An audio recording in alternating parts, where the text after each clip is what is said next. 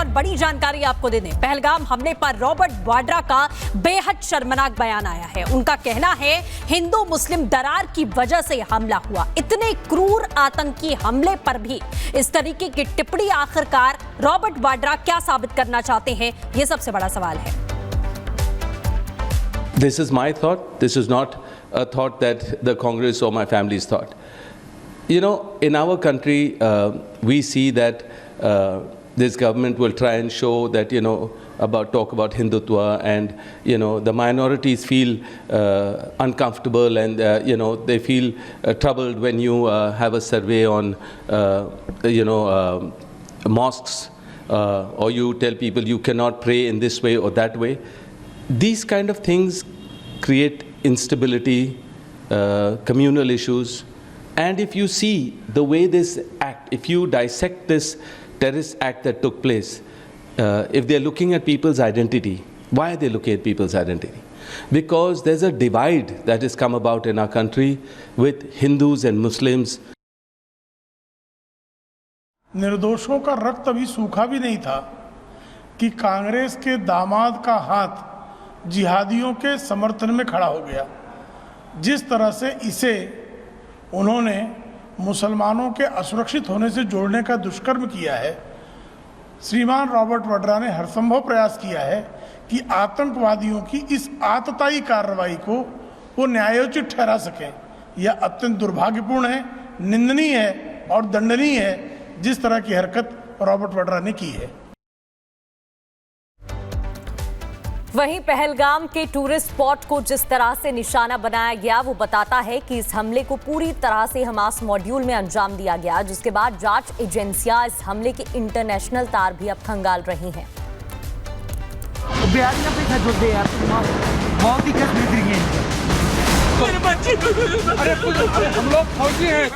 खुला मैदान, वही था, कोई दिखता जहांगीर तो क्या, बड़ा टूरिस्ट प्लेस,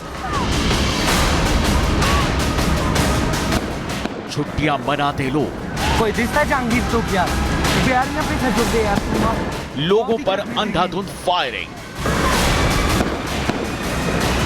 पहलगाम में हुआ ये हमला अब 7 अक्टूबर 2023 के हमास के उस हमले की ओर इशारा कर रहा है, जिसमें 260 नागरिकों समेत 1200 लोगों की मौत हो गई थी।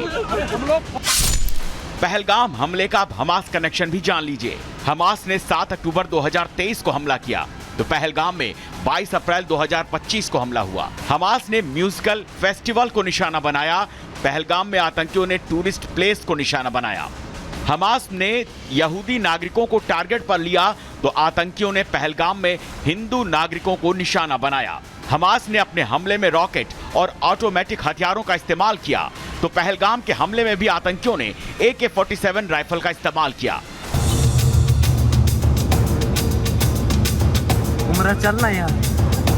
हमास के 7 अक्टूबर वाले हमले और पहलगाम वाले हमले में काफी कुछ समानता दिखती है, क्योंकि हमास ने भी 7 अक्टूबर को पहले रॉकेट दागे, इसके बाद चुन चुन कर यहूदी नागरिकों को निशाना बनाया। पहलगाम हमले के हमास पैटर्न के पीछे की वजह POK में हुई एक रैली से भी कंफर्म होती है। 75 दिन पहले POK में हुई थी आतंकी रैली। रैली में हमास, जैश और लश्कर के आतंकी शामिल हुए थे। आतंकवादी सरगना सार्वजनिक रूप से दिखे थे। पहलगाम में सैलानियों पर तब हमला किया गया जब कोई पैराग्लाइडिंग कर रहा था, कोई सैर कर रहा था, बच्चे ट्रम्पोलिन पर कूद रहे थे, तो कोई वायर के जरिए हवा के मजे ले रहा था। आतंकी के इस नरसंहार को लेकर जो जानकारी आ रही है वो ये है कि 6 से 8 आतंकियों ने हमला किया, 3 से 4 आतंकियों ने गोली चलाई, 2 से 3 आतंकवादियों ने हमलावरों को दिया सेफ पैकेज। कश्मीरी कुर्ते में दिखे आतंकी, कुछ आतंकी कश्मीरी भी बोल रहे थे। 4 आतंकियों ने पुलिस वर्दी पहनी थी। हमले में एक विदेशी आतंकी भी शामिल है। हमले से पहले आतंकियों ने रेकी भी की थी। जम्मू कश्मीर पुलिस ने सैलानियों के फोन से जो डेटा बरामद किया है, उसके आधार पर उन्होंने संदिग्ध आतंकी की फोटो जारी की है, जिसमें आतंकी के हाथ में AK-47 जैसी राइफल है। साथ ही वो कश्मीरी कुर्ते में भी दिख रहा है। पहलगाम में हिंदुओं पर हुई आतंकी स्ट्राइक ने कश्मीर में 1990 वाली आतंकी घटनाओं की याद दिला दी है, लेकिन वक्त बदल गया है। दिल्ली में निजाम बदल गया है।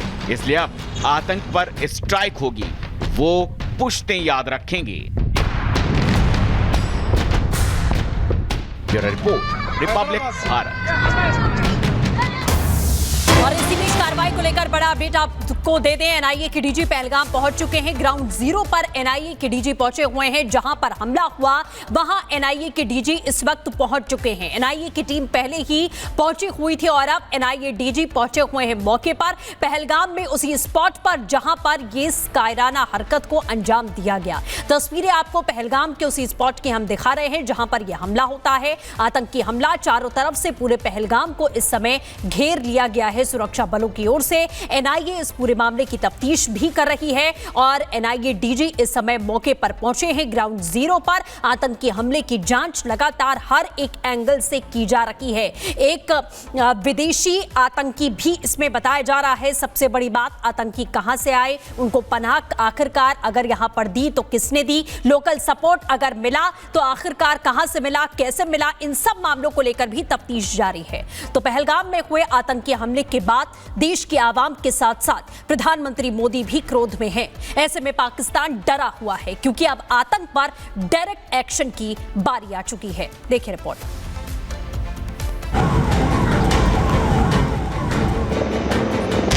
बिहारियां पे छट दे यार।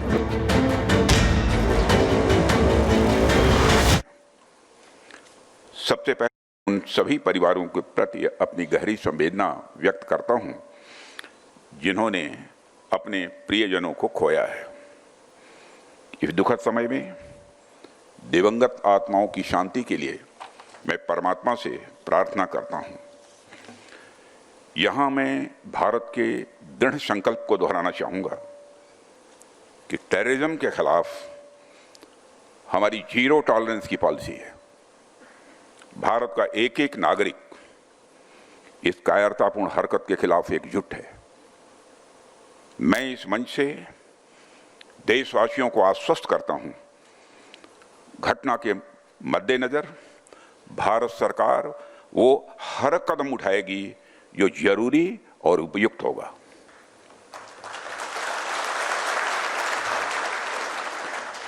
और हम सिर्फ उन लोगों तक नहीं पहुंचेंगे जिन्होंने इस घटना को अंजाम दिया है, हम उन तक भी पहुंचेंगे जिन्होंने पर्दे के पीछे बैठकर हिंदुस्तान की सरजमी पर ऐसी नापाक हरकतों की साजिशें रची हैं। भारत एक इतनी पुरानी सभ्यता और इतना बड़ा देश है जिसको ऐसे किसी भी आतंकी गतिविधियों से किसी भी सूरत में डराया नहीं जा सकता। ऐसी हरकतों का जिम्मेदार और इसके जिम्मेदार लोगों को आने वाले कुछ ही समय में जोरदार तरीके से नजर आएगा। मैं देशवासियों को आश्वस्त करना चाहता हूं।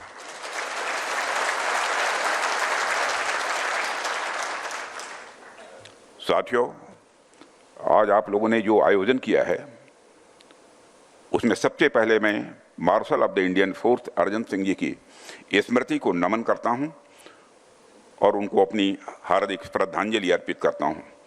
मुझे यह जानकर अच्छा लगा कि आप सभी उनकी स्मृति में यह कार्यक्रम प्रतिवर्ष करते हैं। अपनी बात प्रारंभ करने से पहले मैं भारतीय वायुसेना को उनके अदम्य साहस और पराक्रम के लिए हार्दिक बधाई देता हूं। जिस प्रकार से वायुसेना भारत की सुरक्षा में तत्पर है, उसे देखकर हर भारतवासी अपने को गौरवान्वित महसूस करता है और निश्चिंत रहता है। हमें इस बात का संतोष रहता है कि आपकी छाया में हमारा पूरा देश सुरक्षित है। मेरी ईश्वर से प्रार्थना है कि आपका शौर्य इसी प्रकार आसमान की ऊंचाइयों को छूता रहे। आज आपने जो यहाँ पर चर्चा के लिए, बातचीत के लिए विषय रखा है, transformation of the Indian force, मैं समझता हूँ कि यह विषय न केवल हमारी एयरफोर्स की अब तक की पूरी यात्रा को अपने भीतर समेटता है, बल्कि यह आने वाले समय में इसकी भूमिका को और सशक्त करने के डिस्कोर्स को भी हमारे सामने रखता है। ऐसे कंटेम्प्रोरी और रेलेवेंट टॉपिक के सिलेक्शन के लिए भी मैं आप सबको बधाई देता हूँ। साथियों, आज मैं खुद को गौरवान्वित महसूस कर रहा हूँ कि मुझे ऐतिहासिक व्यक्तित्व के बारे में अपनी बात रखने का अवसर आप सबने दिया है। यह हम सबका सौभाग्य है कि अर्जन सिंह जी जैसे विजनरी मिलिट्री लीडर्स इस देश में पैदा हुए। उनकी लीडरशिप, उनका विजन और देश के प्रति उनका समर्पण इनक्रेडिबल रहा है। वो अपने दौर के एक विजनरी मिलिट्री और आतंकियों को बख्शा नहीं जाएगा।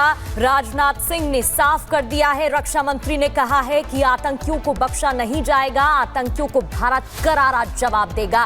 कुछ ही समय में दुश्मनों को करारा जवाब मिलेगा। मैं आपको आश्वस्त करता हूं, ये साफ तौर पर कहा है रक्षा मंत्री की तरफ से। दुश्मनों को ऐसा जवाब मिलेगा कि दुनिया देखेगी।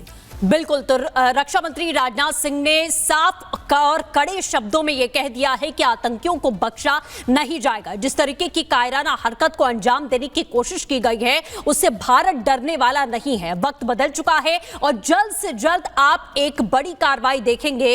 ये तमाम बड़ी बातें रक्षा मंत्री की ओर से कही गई हैं। आतंकियों को भारत करारा जवाब देगा। इस दुखद समय में दिवंगत आत्माओं की शांति के लिए मैं परमात्मा से प्रार्थना करता हूं। यहां मैं भारत के दृढ़ संकल्प को दोहराना चाहूंगा कि टेररिज्म के खिलाफ हमारी जीरो टॉलरेंस की पॉलिसी है। भारत का एक एक नागरिक इस कायरतापूर्ण हरकत के खिलाफ एकजुट है। मैं इस मंच से देशवासियों को आश्वस्त करता हूं, घटना के मद्देनजर भारत सरकार वो हर कदम उठाएगी जो जरूरी और उपयुक्त होगा।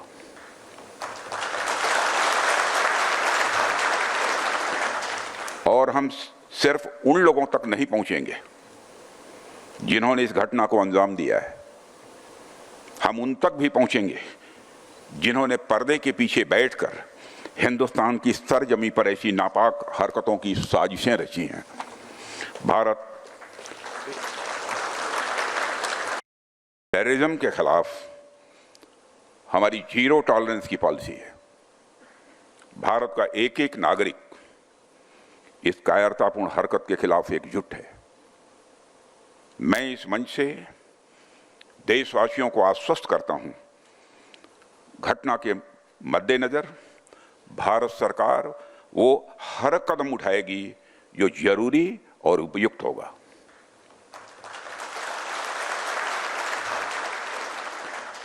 और हम सिर्फ उन लोगों तक नहीं पहुंचेंगे जिन्होंने इस घटना को अंजाम दिया है।